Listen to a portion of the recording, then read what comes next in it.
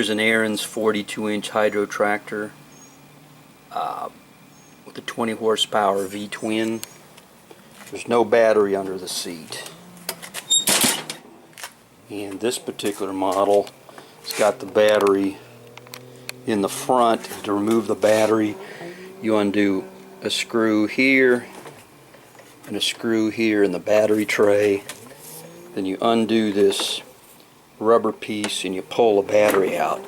The mechanism over here for the blade is kind of in the way, so once you get the battery tray turned on its side a little bit, you can pull the battery out. You've got to pull it a little bit to the left.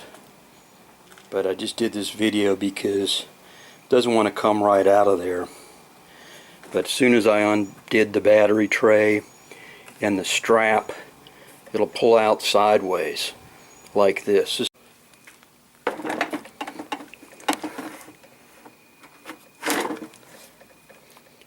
Still got the terminals on, so I don't short anything out. There's the battery in place. And I'll put this clip on here. There's the rubber strap. Goes in here like that. Then I'm going to hook the terminals on, then scoot the battery over. There's a negative terminal installed. The 7/16 inch wrench. It's a 1/4 inch bolt. There's the positive terminal. Again, it's a 7/16 inch. Put a wrench on here. Got to make sure you don't hit anything. This is plastic. You don't want to hit over here and short it out. Now I'm going to put the plastic cap on and then go through and scoot the battery tray underneath here. There's that hole lined up. And there's the other hole. So that's the trick to get this sucker in there. These are the bolts to hold the tray in place. And hand start them. They use a 3/8 inch.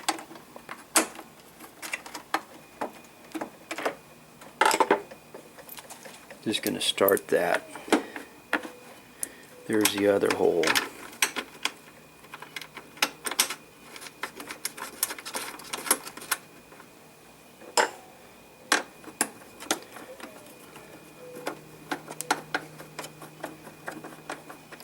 So evidently the tray itself, you need to undo that to scoot it forward to get the battery in and out. These just need to be hand tightened.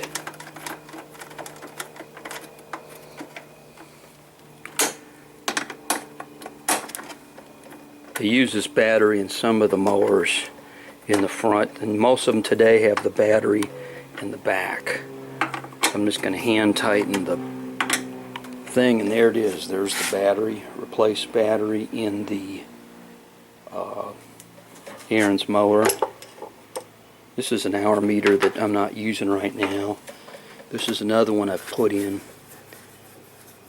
that actually works. And it's tied up to a wire so that when the engine is running, it's over here that measures the number of hours. This has got about 27 hours on it, about 2.5 years, not very much.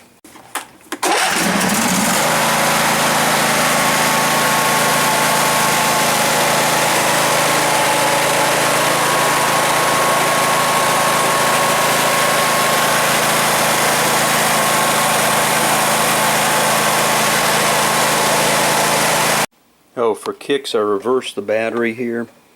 This is called a reverse battery. The positive is on this side.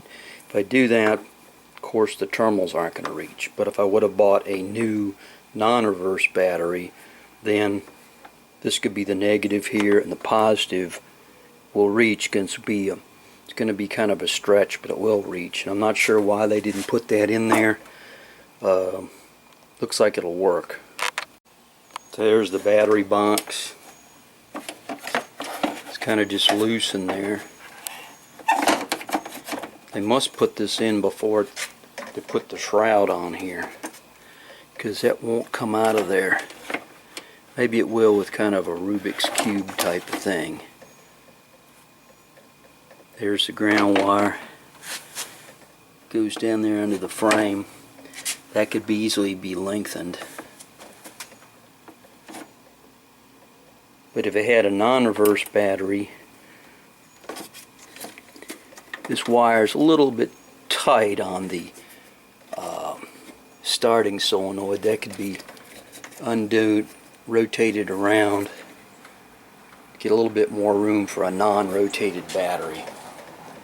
This is kind of interesting that they put a rotated battery on, and maybe it's due to this shroud which comes down, which would be to about here. That feels like it's plastic, so I can't imagine that's going to short off on the battery here. But it looks like you could undo this terminal, rotate the positive terminal around, and get an extra half of an inch on the travel and put a non-R version battery on easily. So I'm not sure what the purpose is of having the rotated battery around the Type R version. That's what it came with, so the terminals are in the back. It looks like if you put the non-R version with the positive over here, there's plenty of space over here.